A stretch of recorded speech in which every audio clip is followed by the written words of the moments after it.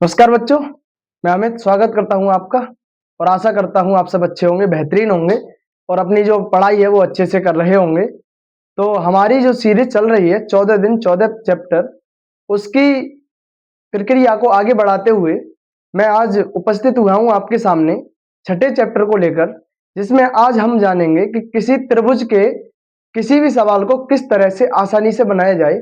और आपने अगर हमारी पहली 5 जो क्लासेज हैं वो नहीं देखी हैं तो पहले उनको देखिएगा, और अगर देख ली हैं तो ये आपको पता लगा होगा कि कौन-कौन से चैप्टर में कौन-कौन सा टॉपिक जो है वो ज़्यादा इम्पोर्टेंट है, और अच्छे से रिवीजन करते रहिएगा। तो मैं कुछ लाइनों के साथ आज की क्लास शुरू करूँगा, जिससे आपको कुछ मोटिवेशन मिलेगा। तो ये लाइनें कुछ इस प्रकार हैं कि नाव जो इस पार थी उस पार हो गई, नाव जो इस पार थी उस पार हो गई, और बाजुओं की ताकत भी पतवार हो गई, और यूं ही नहीं जीता कछुआ खरगोश से कहानी में, चाल धीमी थी पर लगातार हो गई, चाल धीमी थी पर लगातार हो गई। कुछ बच्चे ऐसे होते हैं जो एक दिन पढ़ते हैं 12 घंटे और दूसरे दिन एक भी घंटे नहीं पढ़ते। तो उन्हीं को ध्यान में रखते हुए ये 2 लाइनें 4 लाइनें हैं मेरी, जिससे आप ये जानेंगे, ये समझेंगे कि जो हमें मेहनत करनी होती है, चाहे हम भले ही 2 घंटे पढ़ें, लेकिन हमारी जो कंटिन्यूटी है वो बहुत ज़रूरी है हमें। चाहे भले को 2 ही घंटे पढ़ें लेकिन कंटिन्यूटी से पढ़ें, कंसिस्टेंसी जो है वो बनी रहे हमारी पढ़ाई के प्रति। उसी वजह से ये मैंने आपको लाइनें मोटिवेशन की दी। तो चलिए हम शुरू करें आज की क्लास। तो आज हम जानेंगे कि त्रिभुज के किसी सवाल को किस-किस प्रमेय से या किस-किस मेथड से हम आसानी से बना सकते हैं। तो चलिए मैं शुरू करूं। तो हम जो क्लासेस हैं अपनी, हमारी जो क्लास है उसका नाम है आज 6 क्लास, जिसको हम त्रिभुज में पढ़ेंगे। छठा चैप्टर जो हमारा है 10th क्लास का, वो है त्रिभुज। पहले त्रिभुज को जानो, आप त्रिभुज किसे कहते हैं। जैसे मान लो मैंने एक 3 लाइन खींची और तीनों को आपस में घेर दिया। सबसे पहले जो त्रिभुज की डेफिनेशन होगी वो यह होगी कि 3 सरल रेखाओं से बंद आकृति को त्रिभुज कहते हैं। जैसे एक ये सरल रेखा है, एक ये और एक ये, और तीनों तरफ से बंद है, सभी तरफ से बंद है, तो इसको ही हम क्या कहेंगे, त्रिभुज। अब आपने 9th में समझ लिया होगा या 9th या 8th क्लास में कि त्रिभुज कितने प्रकार से बांटे जाते हैं और कौन कौन से त्रिभुज होते हैं। समय थोड़ा कम है, इस वजह से मैं त्रिभुज के बारे में जानकारी न देकर सीधे चैप्टर पे आता हूं। तो इस चैप्टर में आपको कुछ चीजें देखनी है, जैसे प्रमेय है। जैसे मैं आपको पढ़ाऊं, पहली प्रमेय जो हमारी होगी वो होगी, जिसे हम बीपीटी नाम देते हैं, या बीपीटी को ही हम इंग्लिश में कह देते हैं बेसिक प्रपोर्शनल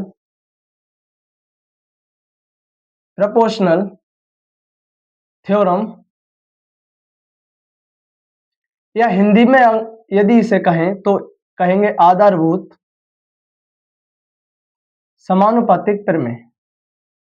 समानुपातिक प्रमेय आपको इस प्रमेय से क्वेश्चन जरूर देखने को मिलेगा, एक क्वेश्चन जरूर आता है इसी से।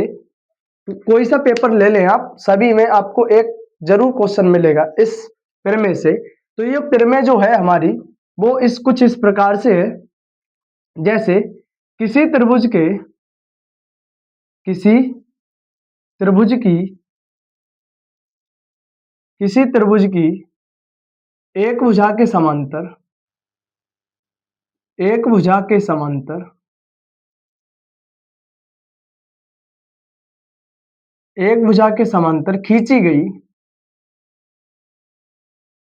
गई रेखा दो अन्य भुजाओं को दो अन्य भुजाओं को समान समानुपात में विभाजित करती है।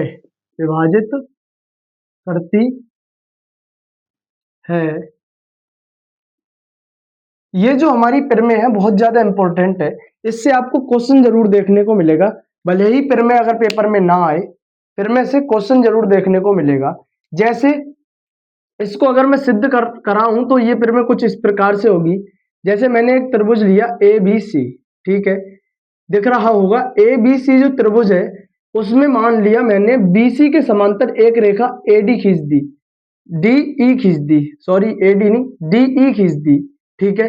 मैंने जब बीसी के समांतर डीई खींची, तो इसका कहने का सवाल का जो त्रिमेय का मतलब होगा वो होगा किसी त्रिभुज की एक भुजा के समांतर, यानी कि एक भुजा के समांतर खींची गई रेखा दो अन्य भुजाओं को, दो जो अन्य भुजाएं हमारी रह गई ए बी और ए सी, उनको समान अनुपात में विभाजित करती है, ठीक है। समान अनुपात का मतलब है A D upon D B और ए ई अपॉन ई सी, ये जो अनुपात होगा वो हमेशा बराबर ही होगा, दोनों का अनुपात क्या होगा, बराबर होगा।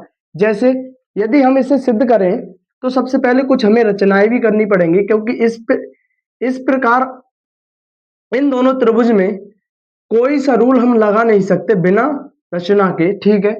इसमें अगर मैं रचना करूं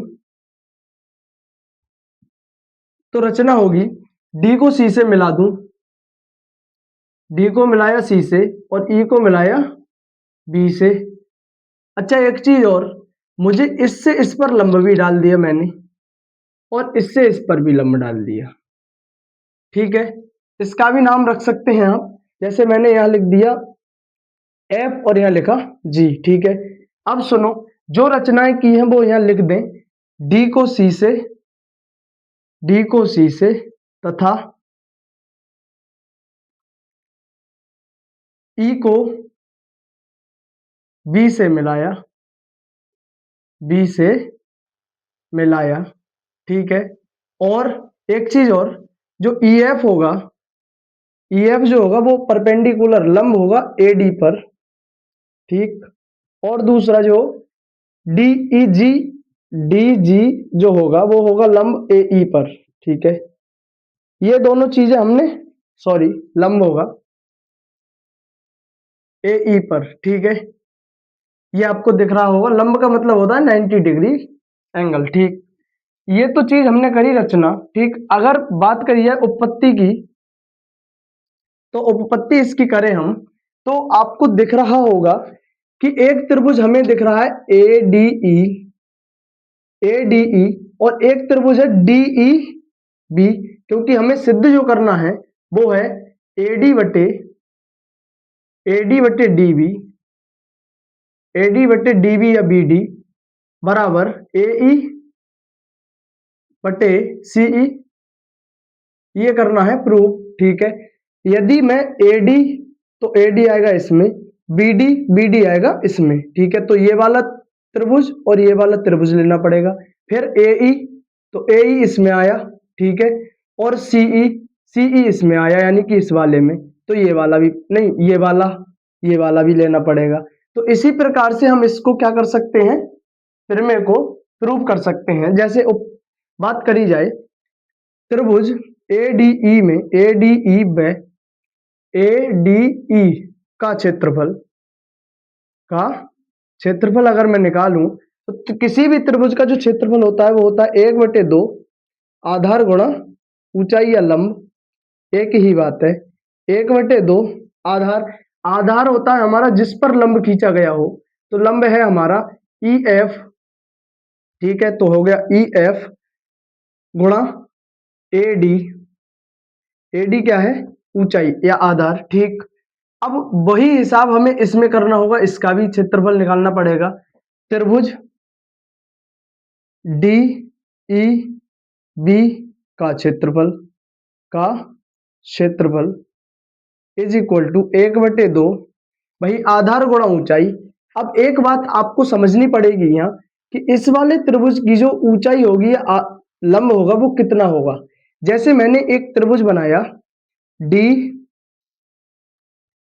कुछ इस प्रकार का जो हमारा त्रिभुज है वो है। यदि मैं कहता कि ये वाली लाइन आगे बढ़ा दी जाए और यहां से जब लाइन खींची जाए तो इसकी जो लंबाई होगी, लंब की, वो यही तो होगी, लाइन तो वही है, लाइन क्या है, वही।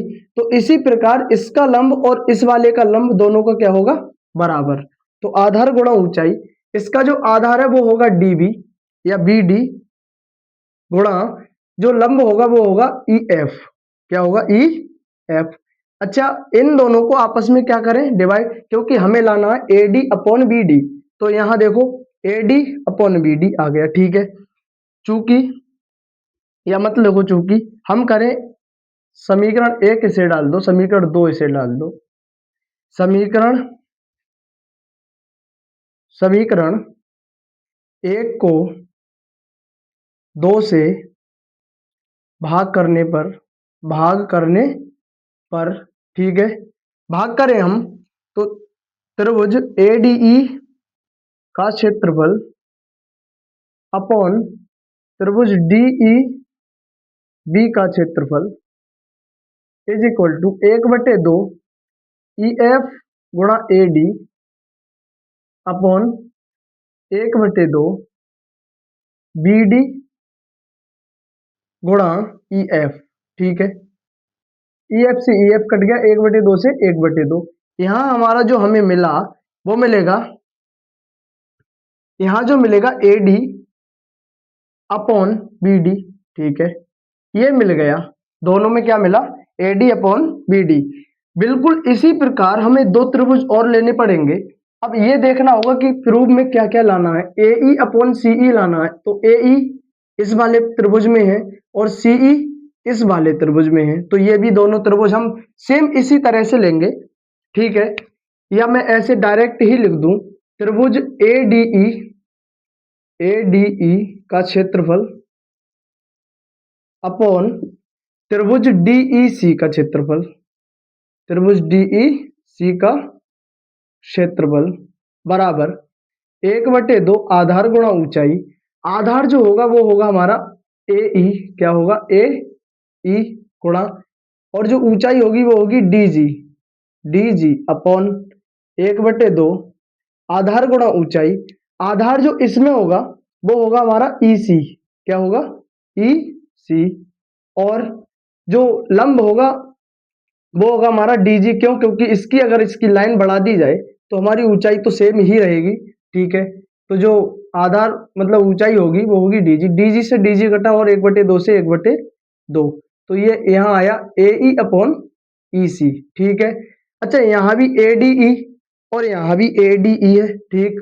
जो DEC है और वो DEB के सर्वांगसम जरूर होगा। क्यों? क्योंकि इसकी जो कुछ रेखाएं हैं वो सेम है, बिल्कुल क्या है? सेम। तो सर्वांगसम होने के साथ ये दोनों त्रिभुज बराबर होंगे, और जब बराबर होंगे तो अनुपात भी क्या आएगा? बराबर। तो इन दोनों को आपस में क्या रख देते हैं? बराबर, ठीक है। तो यहां हम रखेंगे AD अपॉन BD बराबर AE अपॉन EC, और यही हमें क्या करना था? प्रूव करना था। ये फिर में बहुत ही ज्यादा इंपॉर्टेंट है आपके एग्जाम के व्यू से। आपको जरूर एक क्वेश्चन जरूर मिलेगा, मैं एग्जाम्पल कराऊं, उसी एग्जाम्पल को देख लेना आप, उसी प्रकार के आपको क्वेश्चन देखने को मिलेंगे एग्जाम में, ठीक है। चलिए आप इसको लिख लीजिएगा, वीडियो पॉज करके लिख लीजिएगा। मैं अगर आगे बढ़ूं इसके एग्जाम्पल पर तो समझिएगा इसके एग्जाम्पल। ये फॉर्मूला आपको याद रखना है। किसी भी त्रिभुज को एक भुजा अगर किसी दूसरी भुजा के समांतर खींची जाए, एक भुजा के समांतर खींची जाए, तो अन्य भुजाओं को क्या करेगी? वो समान अनुपात में बांटेगी। जैसे मैं एक क्वेश्चन लूं,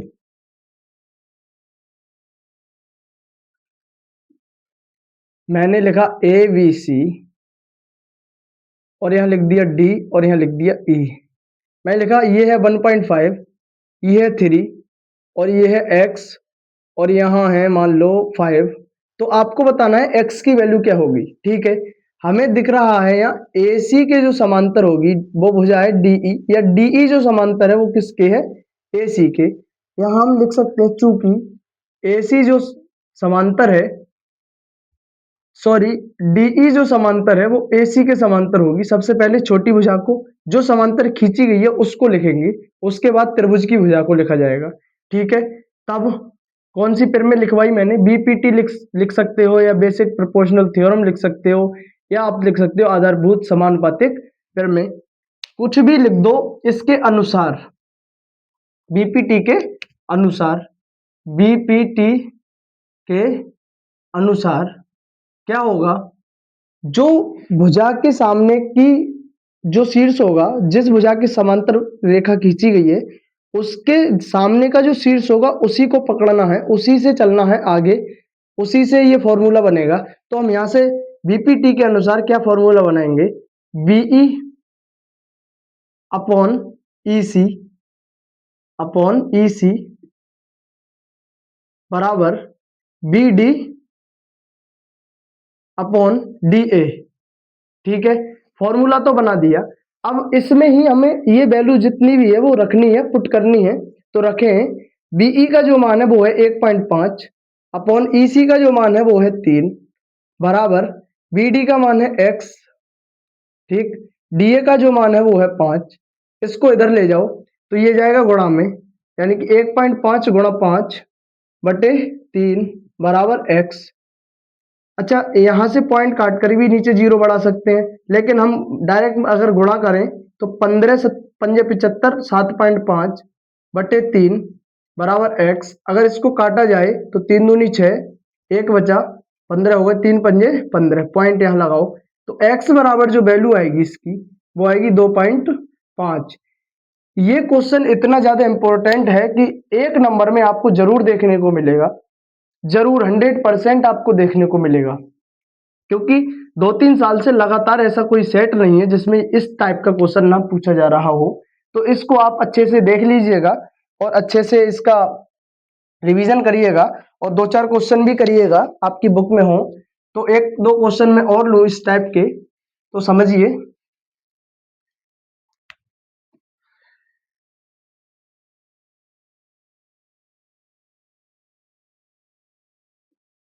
PQRST, ठीक है, मैंने यहाँ लिखा 3, यहाँ लिखा 4 और यहाँ लिख दिया 9 और ये लिख दिए x। आपको ST अब ज्ञात करना है, लेकिन मैंने अभी फॉर्मूला जो आपको लिखाया वो था PS और SQ या PT और TR, लेकिन इसमें जो है ST पूछ रहा है तो ये तो फॉर्मूला बताया ही नहीं। तो इसका जो एक फॉर्मूला और है वो एक और है, क्या है कि PS अपॉन, यदि इन दोनों में से कोई सी भी भुजा पूछी जाए, इन दोनों में से कोई सी भी भुजा एक पूछी जाए तो हमें यही फॉर्मूला लगाना होगा, बड़ा बड़ा वाला, PS अपॉन PQ, पहले छोटा फिर बड़ा, PS upon PQ, PQ is equal to PT upon PR, PT upon PR, PR, ठीक है। और इसके ही जो PT अपॉन PR होगा उसके बाद ST अपॉन QR भी लिखना है, ST अपॉन QR। अब हमें ये दोनों भुजाएं दी गई हैं, ये वाली नहीं दी गई तो इसको लेना भी नहीं है। इन दोनों को सामने मतलब बराबर रख के क्वेश्चन को हम बनाएंगे। PS है हमारा 3 और PQ जो है वो है हमारा 7, ठीक है। ST कितना है x और जो QR है वो है 9, 9 की मल्टीप्लाई इधर, 7 तिया नहीं 9, 3 गुणा 9 बटे 7 बराबर x, 9 तिया 27, 27 बटे 7, यही हमारा x का मान आएगा। चाहो तो इसको डिवाइड करके पॉइंट में भी लिख सकते हो, दशमलव में भी लिख सकते हो। तो ये भी क्वेश्चन इसी टाइप का है। बस आपको याद रखना है, यदि इन दोनों में से कोई सी भी भुजा पूछी जाए, इन दोनों में से कोई सी भी भुजा पूछी जाए तो आपको ये फॉर्मूला लगाना है, बड़ा वाला, पहले छोटा फिर बड़ा, फिर छोटा फिर बड़ा और फिर छोटा फिर बड़ा, ठीक है। ये भी क्वेश्चन बहुत ही ज्यादा इंपॉर्टेंट है, लिख लीजिएगा, ठीक है। आगे बढ़े। अच्छा, जो मैंने फिर में आपको कराई उसका विलोम भी क्या है, सत्य होगा। विलोम का मतलब है जैसे उल्टा दिया जाए कि कोई भी अनुपात बराबर दिए जा रहे हैं तो वो रेखा भी क्या होंगी, बराबर ही होंगी, ठीक है। ये समझ में आया होगा। और 1-2 क्वेश्चन और है मैं आपको कराऊं जो आपके बहुत ही ज्यादा इंपॉर्टेंट है। तो मैं पहले क्वेश्चन लिख लेता हूं, उसके बाद हम करेंगे क्वेश्चन को सॉल्व। तो चलिए मैं क्वेश्चन लिख लूं, चलिए शुरू करें अपना अपना क्वेश्चन बनाना। तो देखिए क्वेश्चन क्या है, क्वेश्चन है चित्र में, ये जो चित्र बना हुआ है ये क्वेश्चन का ही चित्र है। चित्र में यदि एल एम जो है वो बीसी के समांतर है, आपको दिख रहा होगा यहाँ देखिएगा, एल एम जो है वो हमारा किसके समांतर है, बीसी के समांतर है। या इसको सीधा लिख दें, क्योंकि एल पहले लिखा है एम बाद में, तो सी पहले होगा बी बाद में, तो सी बी के जो समांतर है एल एम, ठीक।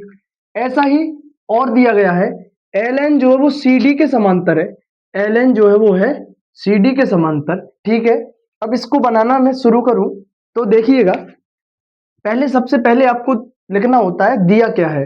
तो सबसे पहले हमें जो दिया है वो लिख दीजिए। दिया है हमें कि एक त्रिभुज है ए बी सी, इसमें जो एल एम है वो सी बी के समांतर है। ठीक है, त्रिभुज ए बी सी में एल एम जो है वो बी सी बी के क्या है, समांतर। और एक त्रिभुज है हमारा A D C, A D C में जो एल एन है वो समांतर किसके है, डी सी के। ठीक है, सी डी के, सी डी के। ध्यान रखिएगा, एल अगर पहले लिखा है एन बाद में लिखा है तो सी पहले लिखा होना चाहिए और डी बाद में, क्योंकि इधर एक तरफ से ही जाएंगी। कभी रेखा ऐसे नहीं हो सकता एक इधर से शुरू हो और एक इधर से। ठीक है, क्योंकि इसका अनंत तक जाएगी तो कैसे शुरू कर सकते हैं, एक जगह से हम शुरू कर सकते हैं दोनों समांतर रेखाओं को। ठीक है, आगे बढ़े तो सिद्ध क्या करना है वो ये लिखा हुआ है, तो मैं नहीं लिखूंगा अब, क्योंकि यहाँ भी लिखना है वहां भी लिखा हुआ है। अब डायरेक्ट हम उपपत्ति पे आए तो क्या है, इसकी उपपत्ति क्या है, सॉल्यूशन इसका क्या है। तो समझिएगा, मैंने आपको एक प्रमेय पढ़ाई कि किसी त्रिभुज की एक भुजा के समांतर खींची गई जो रेखा होती है वो अन्य दो भुजाओं को, शेष दो भुजाओं को समान अनुपात में क्या करती है, विभाजित करती है। तो चलिए देखिए, जैसे मैं कहूं हमारा एक त्रिभुज होगा, इसमें ए और बी और सी। अगर मैं त्रिभुज ए बी सी में कहूं तो एल एम जो है वो समांतर किसके है, बी सी बी के समांतर है। ठीक है, तो इस समांतर है तो हम क्या लिख सकते हैं, कौन सी प्रमेय के अनुसार, बाई बीपीटी, यानी कि बीपीटी के अनुसार, बीपीटी के अनुसार क्या होगा, बीपीटी के अनुसार हमें देखना है शीर्ष कौन सा है जिसके समांतर रेखा है। ठीक है, जिसके समांतर रेखा जो है उसका शीर्ष क्या है, ए। तो ए से पकड़ना पड़ेगा, त्रिभुज होगा हमारा ए बी सी, यानी कि इस वाले त्रिभुज में, ऊपर वाले में ए बी सी में जो एल एम है वो हमारा सी बी के समांतर है। तो इसी को देखते हुए हम पहली प्रमेय के अनुसार जो है वो ए से पकड़ेंगे, ए को। तो ए एम क्या होगा, ए एम बटे होगा हमारा ए एम बटे एम बी, क्या होगा, एम बी। ठीक है, बराबर होगा इसके ए एल, क्या होगा, ए एल बटे क्या होगा, एल सी, एल सी। हम यही इसको समीकरण 1 नाम दे देते हैं। दूसरा जो हमारा होगा त्रिभुज वो होगा ए डी सी, त्रिभुज ए डी सी में, ए डी सी में क्या होगा कि जो एल एन है वो सी डी के समांतर होगी, एल एन जो है वो किसके समांतर होगी, सी डी के समांतर होगी। इसी में हम फिर दोबारा वही फिर में बीपीटी के अनुसार, बीपीटी का मतलब होता है बेसिक प्रोपोर्शनल थ्योरम के अनुसार, या इसको हम कह सकते हैं आधारभूत समानुपातिक प्रमेय। ठीक है, देखिएगा, या थेल्स प्रमेय भी इसको नाम दे देते हैं हम। ठीक है, बीपीटी के अनुसार ये भुजा इसके समांतर है, ये वाली इसके समांतर है, तो इसका भी शीर्ष ए ही होगा। तो ए से चलेंगे, ए एन क्या होगा, ए एन बटे N D, N D is equal to A L बटे एल सी। समीकरण नंबर इसको डाल दें 2। अब आपको दिख रहा होगा कि यहाँ भी A L upon L C है और यहाँ भी A L upon L C है। अगर A L upon L C के बराबर A N upon N D है तो ए एम और एम बी भी ए एन और एन डी के बराबर होगा। कैसे, समझिएगा, मान लो इसका मान मैंने 2 रखा और इसके बराबर ये है तो इसका भी मान क्या होगा, 2। ठीक है, इसी प्रकार इसका मान तो मैंने 2 माना ही है और इसके बराबर ये भी है तो इसका भी मान कितना हुआ, 2। ठीक है, देखो इसका भी मान 2 आया, इसका भी मान 2, तो इस वजह से ये दोनों क्या होंगे, बराबर। या हम डायरेक्ट लिखें तो कैसे लिखेंगे कि समीकरण, समीकरण 1 व 2 से, 1 व 2 से, ठीक है, करिएगा, A L upon L C के मान बराबर रखने पर, A L upon L C के मान बराबर रखने पर, रखिएगा, देखिए, A M upon M B, A M upon M B बराबर A N upon N D, A N upon N D, N D. आपको दिख रहा होगा हमारे पास निकल के आया ये मान, लेकिन हमें सिद्ध क्या करना था, पहले वो नजर हम डाल लें। देखिएगा इसमें लिखा हुआ A M upon A B, यानी कि A M upon A B, यानी कि बड़ा वाला। बिल्कुल टेंशन ना लीजिएगा, इससे ही आप इसको ला सकते हैं। कैसे, देखिए अगर मैं इसको उल्टा कर दूं, क्योंकि मुझे तो ए बी ही लाना है, ए बी क्या लाना है, ए बी, ठीक है। यदि मैं उस इसके या इसमें एक जोड़ दूं, दोनों तरफ एक जोड़ दूं, या आपको सीधा सीधा वैसे भी लिख लेना था, क्योंकि मैंने पहले ही बता दिया है, लेकिन नहीं, आपको तो ऐसे ही करना होगा। जैसे मैंने कहा इन दोनों को क्या कर दूं, मैं उल्टा कर दूं, तो ये हो जाएंगे M B upon A M, M B upon A M, ठीक है,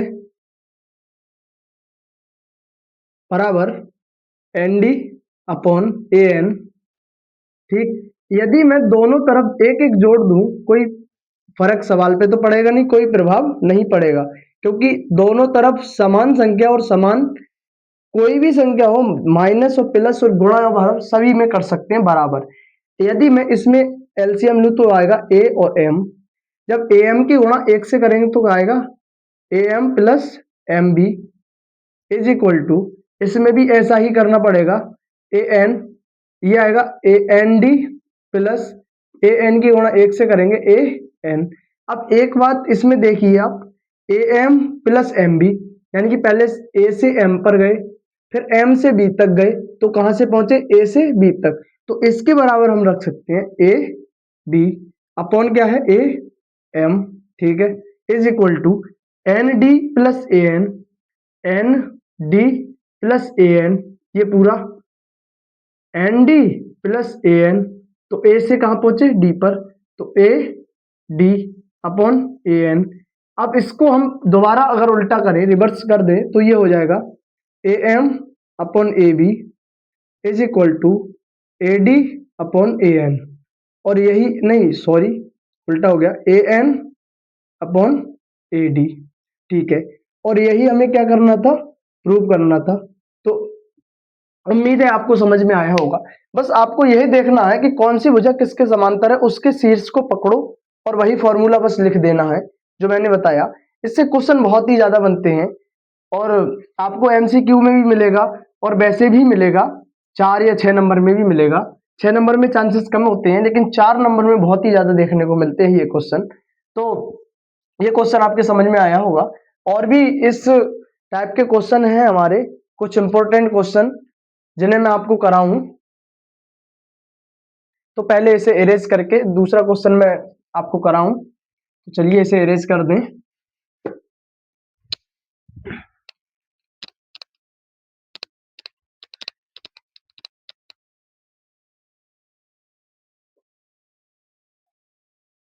तो दूसरा क्वेश्चन भी लिख लेते हैं हम। तो चलिए शुरू करें हम अपने क्वेश्चन को बनाना। देखिएगा इस सब क्वेश्चन में क्या है, चित्र में जो है वो डीई समांतर है एसी के। डीई जो है, डीई वो समांतर है हमारे एसी के।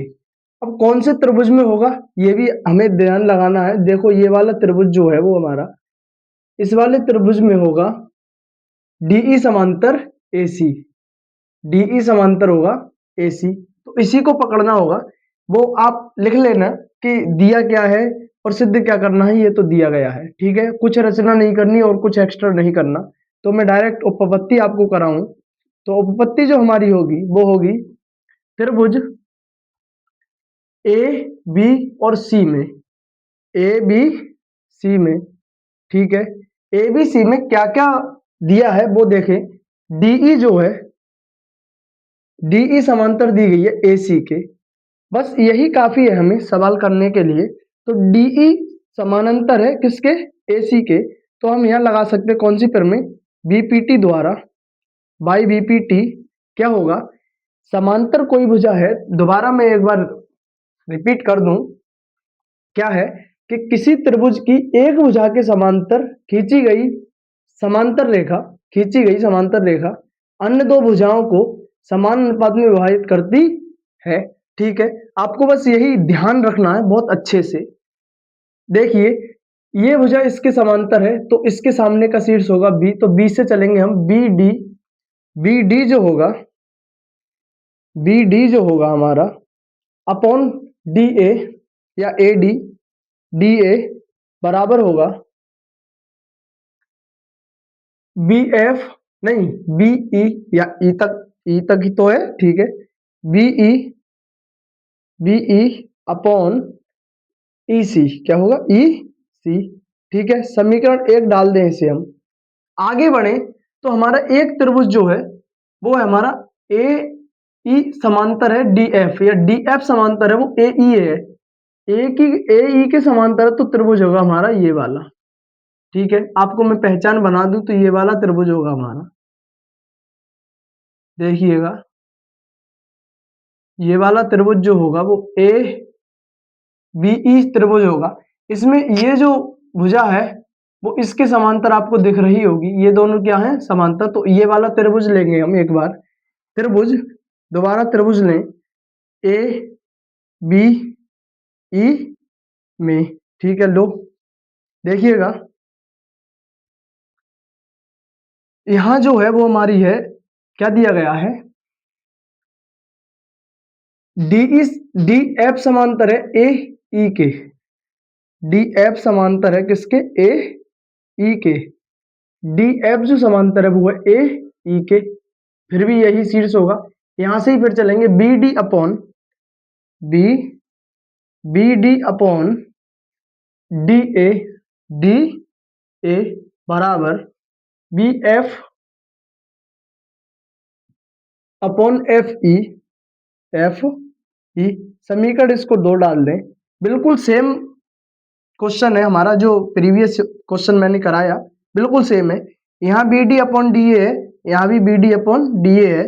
यदि इस इन दोनों के ये बराबर है तो ये बी दोनों आपस में क्या होंगे, बराबर होंगे। तो समीकरण एक व दो से, एक व दो से, ठीक है, बीई अपॉन सीई या ई सी बराबर B F upon F E, और हमें प्रूफ क्या करना है एक बार चेक करें हम, तो B F upon F E, B E और E C, B E C B F F E, यही प्रूफ भी करना था, तो यही हमारा प्रूफ भी हो गया, और हमें फिर में बहुत ही अच्छे से लगानी भी आ गई। उम्मीद करता हूँ ये क्वेश्चन भी आपके समझ में आया होगा अच्छे से। तो हमारे जो इस टाइप के क्वेश्चन है आपको बस यही देखना है कि क्वेश्चन में कौन सी भुजा किसके समांतर दी गई है, बस उसी से आपको जितनी भी नॉलेज है एक प्रमेय के द्वारा वो सभी आपको उसी में लगा देनी है, और आपका क्वेश्चन बन के अपने आप क्वेश्चन बन जाएगा। बस आपको उसके प्रोसेस को आगे बढ़ाना है, बस कि कैसे कैसे प्रोसेस उसका होगा, ठीक है। ये भी क्वेश्चन आपके समझ में आया होगा। तो एक दो क्वेश्चन मैं और लूं, तो देखिए मैं लिख लूं पहले क्वेश्चन, उसके बाद मैं क्वेश्चन कराऊंगा आपके, तो इसको पहले इरेज करूं और दूसरा क्वेश्चन मैं लिखूं, तब आपके समझ में आएगा कि कौन सा क्वेश्चन कैसे बनेगा, ठीक है। एक क्वेश्चन और लिख लूं मैं, तो चलिए शुरू करें। मैंने क्वेश्चन लिख लिया है, तो शुरू करें हम इसको, इस क्वेश्चन को समझना। तो देखिएगा पहले इसको पढ़े अच्छे से। चित्र में डीई जो है समांतर है ओक्यू के, डीई समांतर किसके है, ओक्यू के, ठीक है। डीई जो है वो ओक्यू के क्या है, समांतर। अब आगे की बात, डीएफ जो है वो ओआर के समांतर है, डीएफ जो है वो है ओआर के समांतर, और हमें प्रूव करना है इसमें ईएफ समांतर क्यूआर के, यानी कि ईएफ समांतर क्यूआर के प्रूव करना है। ये क्वेश्चन जो है वो बीपीटी के विलोमवारी प्रमेय से हमारा हो जाएगा। ये क्वेश्चन जो है वो हमारा बीपीटी की जो विलोम प्रमेय है वो मैंने आपको बताई, इसका विलोम भी सत्य होगा, उसी प्रमेय से हो जाएगा। तो चलिए जैसे शुरू करें हम, तो सबसे पहले दिया है वो तो आप लिख लेना, इससे मैं उपपत्ति डायरेक्ट कराऊं तो क्या होगी इसकी उपपत्ति, इस क्वेश्चन की सॉल्यूशन इसका क्या होगा। तो देखिएगा पहले देखें हम, डीई जो है वो ओक्यू के समांतर है, डीई जो है वो हमारा ओक्यू के समांतर है, यानी कि हमें यहां से त्रिभुज को लेना पड़ेगा। ये वाला त्रिभुज होगा हमारा, देखिएगा ध्यान से, ये वाला त्रिभुज जो है हमारा वो होगा, और इसमें ये रेखा इसके समांतर दी गई है, ठीक है। यदि बात करूं मैं त्रिभुज पी क्यू और ओ, पी क्यू ओ में जो भुजा है हमारी डीई जो है वो समांतर किसके, ओ क्यू के समांतर है। तो बीपीटी के अनुसार, बीपीटी के अनुसार, बीपीटी से क्या शीर्ष हमें पकड़ना होगा, इसके सामने के जो शीर्ष होगा वो होगा पी, पी से पकड़ना होगा पीई, क्या होगा पीई अपॉन ई क्यू, क्या होगा E Q is equal to, ठीक है, P D, P D upon D O, D O. समीकरण एक इसको हम यही नाम दे देते हैं। दूसरा जो त्रिभुज होगा हमारा वो डी एफ और ओ आर, डी एफ और ओ आर, ठीक है, यानी कि ओ आर से बनेगा ये वाला त्रिभुज होगा हमारा। पहचान के लिए मैं ऐसे बना दे रहा हूं जिससे आपको पहचान बनी रहे। ये वाला ट्रायंगल होगा हमारा, त्रिभुज होगा, और इसमें ये भुजा इसके समांतर होगी, ये भुजा जो होगी वो इसके समांतर होगी। त्रिभुज होगा हमारा पी और आर और ओ में, या पी ओ आर में, ठीक है। जो भुजा होगी वो हमारी डी एफ समांतर है किसके, ओ आर के समांतर, ठीक। यहां तक समझ में आ गया होगा। अब हमें इसके शीर्ष को पकड़ना है। इसके शीर्ष जो है वो हमारा है पी, तो पी से चलेंगे पी एफ, पी कौन सी प्रमेय के अनुसार, बाई बीपीटी, यानी कि बीपीटी के या बीपीटी से, बात एक ही है, अनुसार या से, ठीक है। P F upon P F बटे F R is equal to P D upon D O, P D upon D O, समीकरण 2, ठीक है। आपको यहां देखने को मिलेगा, देखिएगा, P D upon D O और P D upon D O, तो ये भी दोनों आपस में क्या होंगे, बराबर, यही रख दो बराबर। समीकरण 1 व 2 से, समीकरण 1 व 2 से क्या होगा, P E upon E Q, P E upon E Q is equal to P F upon F R, P F upon F R, P F upon F R, ठीक है। अब ये देखें हम, यदि हमें ये सिद्ध करा रहा होता तो ये तो सिद्ध हो गया, लेकिन हमें हमसे पूछा है उसने क्वेश्चन में ई एफ और क्यू आर समांतर होंगे। अब देखें हम इसमें, देखें पीई, जो पीई है वो ई क्यू के समांतर मतलब बटे में है, और पी एफ जो है वो एफ आर, ठीक है, बटे में है। तो हमें ये एक त्रिभुज मिलेगा ये वाला। इसमें ये दोनों भुजाएं हमें दी गई हैं, तो ये वाली भुजाएं क्या होंगी, आपस में समांतर। क्यों, क्योंकि इनके दोनों के अनुपात क्या दिए गए हैं, बराबर। इस विलोम, इस प्रमेय का क्या हो गया, विलोम हो गया, तो विलोम भी सत्य होगा। तो ये ऐसे लिख सकते हैं, बीपीटी के विलोम से, विलोम से क्या, जो ई एफ होगी वो समांतर होगी हमारे क्यू आर के, क्या होगी, क्यू आर के। और यही हमें क्या करना था, प्रूव्ड। ये क्वेश्चन बहुत अच्छा है, पेपर में इसके चांसेस बहुत अच्छे हैं ज्यादा आने के, तो इसको अच्छे से समझिएगा और बार बार रिवीजन करिएगा। तो अब इस टाइप के ये इतने ही क्वेश्चन हम रहने देते हैं और अगले टाइप पे चले हम। तो त्रिभुज को समरूप बनाने के लिए, समरूप होने के लिए किन किन नियमों का पालन होना चाहिए उन त्रिभुजों के लिए, तो वो आज हम जानेंगे। तो मैं आपको बताऊं कि कौन कौन से दो त्रिभुज आपस में समरूप होंगे, कब कब समरूप होंगे, कौन कौन से नियम हैं जिनसे आप बता सकते हैं कि कौन सा त्रिभुज समरूप है और कौन से त्रिभुज समरूप नहीं है। तो चलिए मैं आपको बताऊं, जैसे कोई दो त्रिभुज मैं ले लूं, एक त्रिभुज मैंने लिया ये और एक त्रिभुज ले लिया ये, ठीक है। मैंने इस पे नाम रखा P Q R, P Q R, ठीक है। इस पे रख लूं मैं ए बी सी। तो देखिएगा दो त्रिभुज मैंने लिए, ये कब कब हमारे दोनों क्या होंगे, समरूप होंगे। तो सुनिएगा, आप केवल नियम याद रखें, यदि दोनों त्रिभुजों में से कोई से दो कोण बराबर हैं, दोनों त्रिभुजों से, मान लो ये वाला कोण, ये वाला कोण, ये 40 है, ये भी 40 है। अब मैंने बोला ये है 60 और ये वाला है 60, इसका ये 40, ये 40, इसका ये 60, ये वाला भी 60। क्या हो गए? दो कोण बराबर। यदि किसी दो त्रिभुज के दो कोण बराबर हैं तो वो आपस में क्या होंगे? समरूप होंगे। ठीक है, जैसे पहला नियम है हमारा डबल ए, यानी कि कोण कोण, एंगल एंगल, एंगल और एंगल, यानी कि दो कोण अगर किन्हीं भी त्रिभुज के बराबर है तो आपस में क्या होंगे? वे दोनों समरूप होंगे। कोण कोण, यदि दो कोण बराबर हैं तो।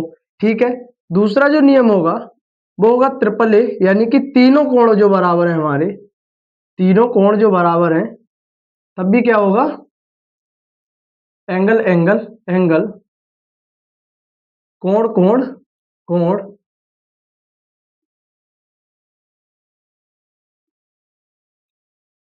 अच्छा, तीसरा जो हमारा फॉर्मूला है, ये नियम है, वो है हमारा किसी भी त्रिभुज की पहली भुजा, फिर कोण और फिर भुजा समान अनुपात में होनी चाहिए। कोण, सॉरी, भुजा, कोण, भुजा। इसको इंग्लिश में लिखूं मैं तो S for side, A for angle और S for side, angle side angle. ठीक है, साइड एंगल साइड। देखो सुनिएगा कैसे ये जो रूल है वो बहुत ज्यादा इंपॉर्टेंट है और ध्यान में रखने के लिए बच्चे बहुत इसको जल्दी में गलत भी कर देते हैं। जैसे मैंने बोला, ये पहले मैं लू, ये जो साइड है वो इसके बराबर है, ये वाली साइड किसके बराबर? इसके बराबर है। अब हमें मान लो साइड दी गई ये वाली बराबर इसके, ये वाली साइड वो है इसके बराबर। तो कौन सा कोण बराबर होना चाहिए जब ये समरूप होंगे? तो इन दोनों भुजाओं के जो बीच का कोण होगा, क्योंकि इसमें क्या है? बीच में, इन दोनों भुजाओं के बीच का जो कोण होगा, इन दोनों के भुजा के बीच का कोण ये है, इन दोनों भुजाओं के बीच का कोण ये। यदि ये दोनों कोण बराबर हैं तब हमारे दोनों त्रिभुज क्या होंगे? समरूप होंगे। ठीक है, चौथा जो नियम है हमारा वो होगा आर एच एस। ये हमेशा समकोण त्रिभुज में लगेगा। आर फॉर होता है समकोण, यानी कि राइट एंगल, समकोण। एच का मतलब होता है हाइपोटेनियस, मतलब कर्ण, कर्ण। और एस का मतलब होता है साइड, यानी कि भुजा। यानी किसी भी त्रिभुज के, समकोण त्रिभुज के, एक तो 90 डिग्री का होगा ही होगा, समकोण तो जरूर होगा, एक कर्ण उसका बराबर होना चाहिए और एक भुजा बराबर होनी चाहिए, तो हमारा जो त्रिभुज होंगे वो क्या होंगे? समरूप होंगे। तो यही हमारे चार नियम है जिनसे हम किसी भी त्रिभुज को, दो त्रिभुज को, तीन त्रिभुज को आपस में बता सकते हैं कि वे दोनों या तीनों त्रिभुज आपस में क्या है? समरूप हैं। ठीक है, तो इन सभी रूल्स को हम ध्यान में रखते हुए क्वेश्चन को करेंगे और बताएंगे कि समरूप है या नहीं है। तो चलिए इनसे क्वेश्चन करें। ये रूल आपको लिख लेने हैं अच्छे से। मैं इसको इरेज करके एक क्वेश्चन लिख लूं तो देखिएगा।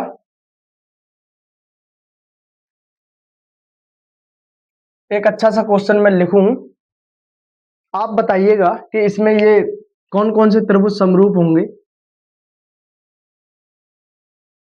या समरूप ये त्रिभुज होंगे या नहीं। मैंने बोला ये जो भुजा दी गई है वो 5 है मेरी, और ये वाली जो कोण है वो है 30, और ये वाली भुजा है 6। ठीक है, ये वाला जो कोण है वो मैंने लिखा 60, ये वाली भुजा लिखी मैंने 10 और ये लिख दी 12। अब आपसे मैं पूछूं, बताइए ये दोनों त्रिभुज जो है वो समरूप होंगे या नहीं। तो पहले देखिएगा A B C D E F. तो सबसे पहले हमें देखना होगा जो ए बी है, ए बी और डीई जो है, डीई, वो आपस में बराबर है या नहीं। ठीक है, उनका जो अनुपात है वो इसके अनुपात के भी बराबर होना चाहिए। तो B C upon D E D F है या नहीं। तो देखिए ए बी कितना है? 5, और डीई कितना है? 10। बी सी कितना है? 6, और डी एफ कितना है? 12। ठीक है, 5 दूनी 10, 6 दूनी 12, यानी कि दोनों में 1/2 1/2 ही आया।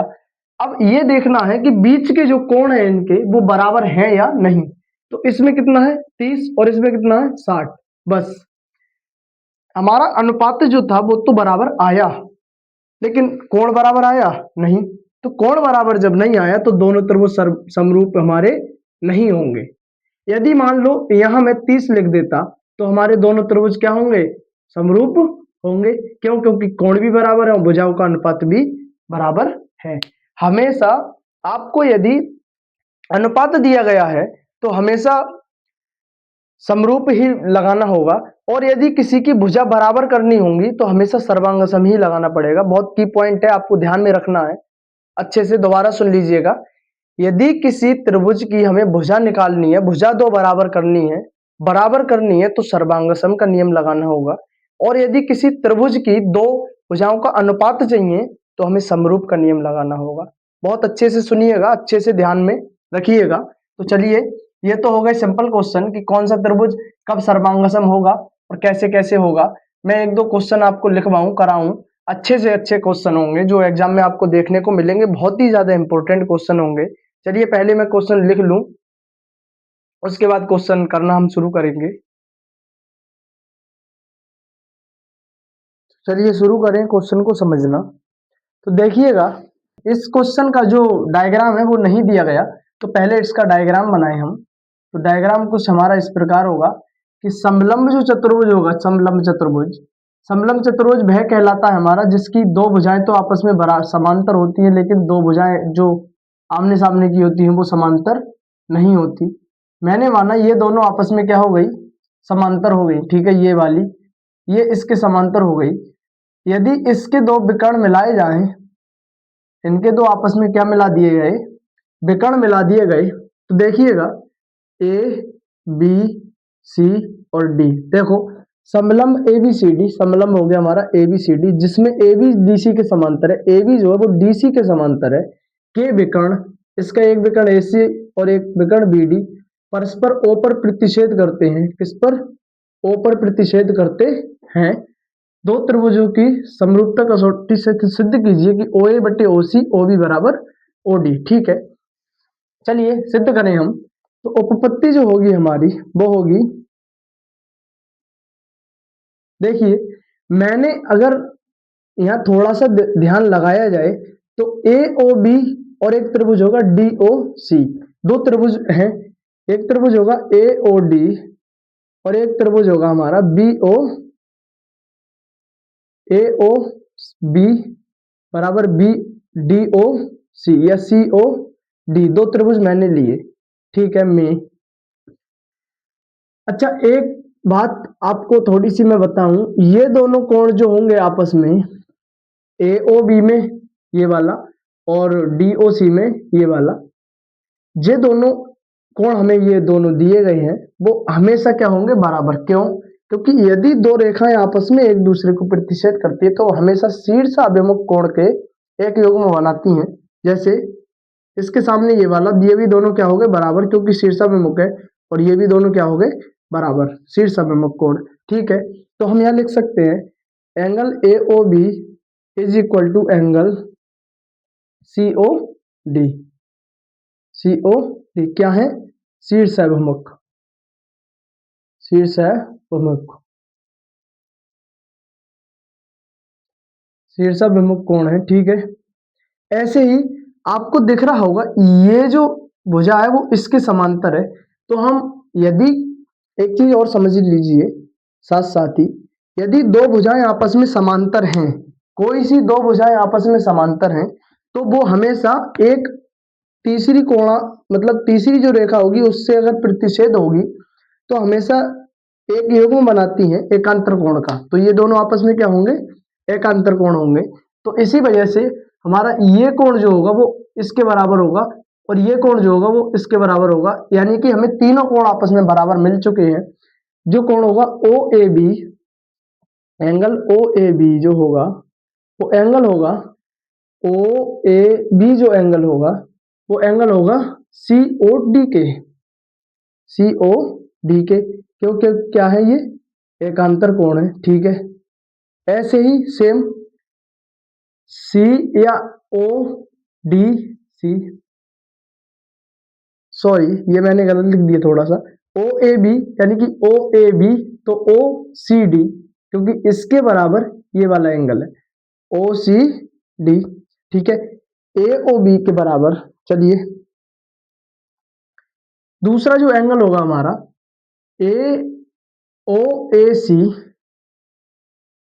ओ A B, O A B जो होगा वो एंगल होगा हमारा ओ ए डी के, ओ सी डी के, ओ सी। आज पता नहीं क्या हो गया, गलतियां बहुत हो रही हैं, कोई बात नहीं। यहाँ लिखा आप देखिएगा, इस पर ध्यान दीजिएगा।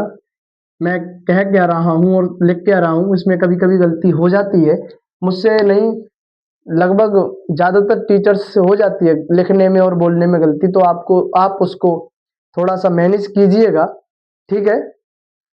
और देखिए, वैसे हम यही सोचते हैं कि हमसे कोई गलती ना हो, फिर भी थोड़ी बहुत गलती कभी कभी हो जाती है, तो उसको आप मैनेज कीजिएगा अच्छे से।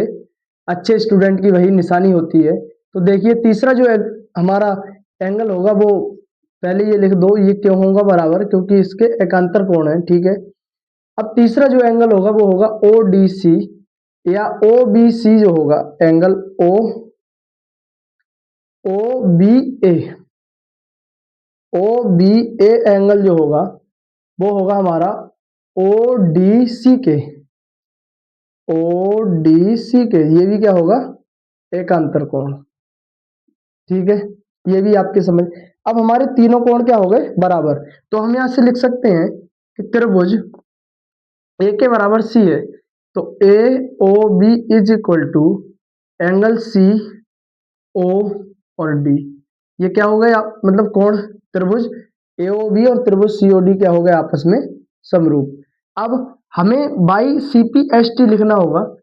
अब आप बोलेंगे सीपीएसटी क्या होता है, सीपीएसटी का मतलब होता है congruent part of similar triangle, यानी कि corresponding parts of, corresponding part of similar triangle, corresponding part of similar triangle, यानी कि समरूप त्रिभुज के सभी संगत भाग क्या होते हैं, बराबर होते हैं। तो देखिए ए ओ या ओ ए बटे O C is equal to O B बटे ओ डी आया। या तीसरी भुजा एक और लिखूं मैं, A B upon C D.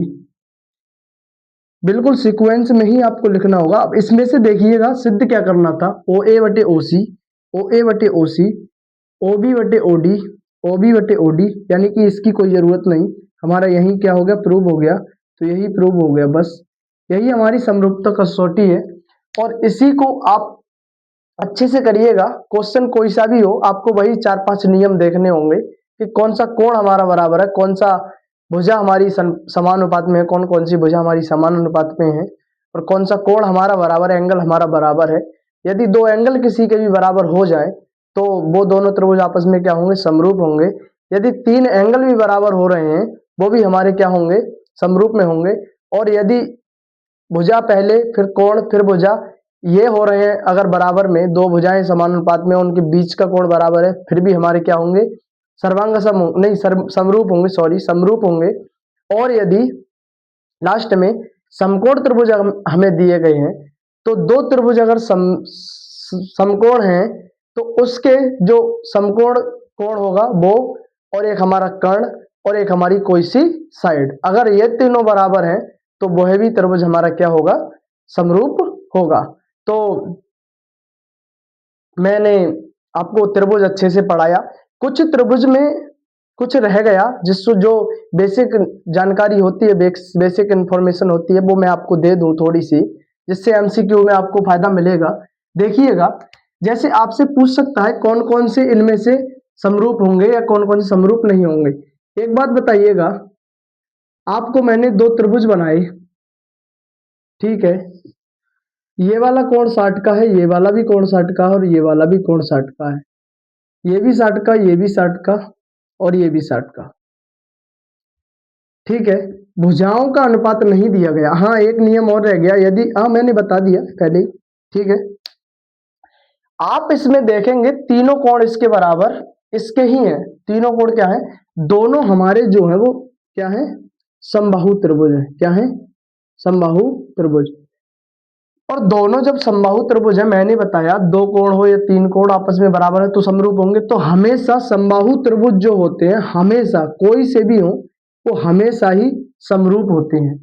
यदि मैं बात करूं, जैसे मैंने एक वृत्त बनाया है यहाँ, एक वृत्त बनाया है यहाँ, दोनों वृत्त जो होंगे वो 360 डिग्री पे ही घूमेंगे।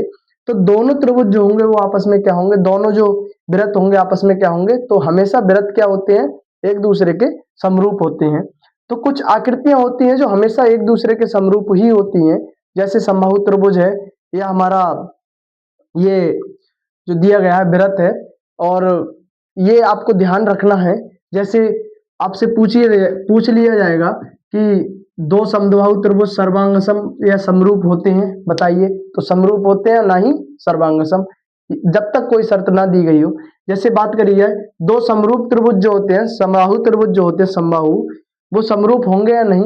एक चीज और आती है दिमाग में कि एक होता है सर्वांगसम, क्या होता है, सर्वांगसम। एक चीज होती है सर्वांगसम और एक होता है समरूप। इन दोनों में डिफरेंट बहुत से बच्चों को नहीं पता होता, तो मैं बताऊं आपको।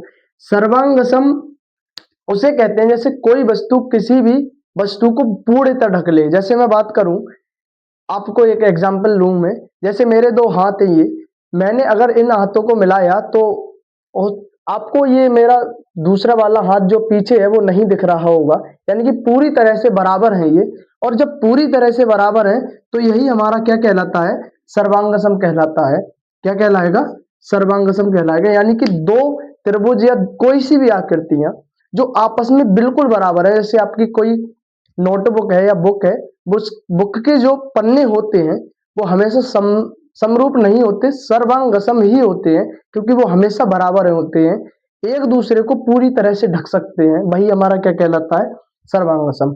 अच्छा, समरूप की बात, समरूप वो होगा चाहे छोटा हो आकार में चाहे बड़ा हो, लेकिन रूप एक तरह होना चाहिए उसका, तो वो हमारा समरूप कहलाएगा। अब एक बात, जितने भी सर्वांगसम होते हैं वो हमारे टोटल समरूप होते हैं, लेकिन समरूप टोटल सर्वांगसम नहीं होते। यदि मैं इसका वेन डायग्राम से समझाऊं आपको, तो कैसे समझाऊंगा, जैसे मान लीजिएगा कि मैंने यहां लिखा सर्वांगसम, क्या लिखा, सर्वांगसम, और यहां लिखा समरूप, ठीक है। देखिए, इसको कहते हैं कॉन्ग्रुएंट और इसको कहते हैं सिमिलर, ठीक है, सिमिलर। अच्छा, मैं इसका वेन डायग्राम बनाऊं तो ये होगा, समरूप जो होंगे वो ये वाला होगा और सर्वांगसम होगा ये वाला। यानी कि जितने भी सर्वांगसम होते हैं वो समरूप तो होते हैं, लेकिन समरूप हमेशा सर्वांगसम नहीं होते। तो आपसे एमसीक्यू में बहुत से क्वेश्चन पूछ लिए जाते हैं, तो इस वजह से मैंने इंपॉर्टेंट लगा मुझे तो मैंने बता दिया। तो बहुत से क्वेश्चन और भी हैं, और मैं अगर पूरा चैप्टर आपको कराता तो टाइम बहुत लग जाता, तो इस वजह से मैंने चुनिंदा क्वेश्चन ले लिए, जिससे आपको पता लगा कि कैसे कैसे कोई क्वेश्चन और हमारे नियमों से बन सकता है। तो अच्छे से इसकी प्रैक्टिस करिएगा। तो मिलते हैं हम अपनी अगली क्लास में, सातवीं क्लास में, सातवें चैप्टर के साथ। तो आपको कैसा लगा ये चैप्टर, आप जरूर हमारे कमेंट में लिखिएगा और अच्छे से प्रतिक्रिया दीजिएगा। और आपका यदि कोई डाउट है त्रिभुज को लेकर या किसी भी चैप्टर को लेकर, वह भी हमें कमेंट बॉक्स में बताइएगा। तो आज के लिए बस इतना ही, धन्यवाद, नमस्कार, जय हिंद।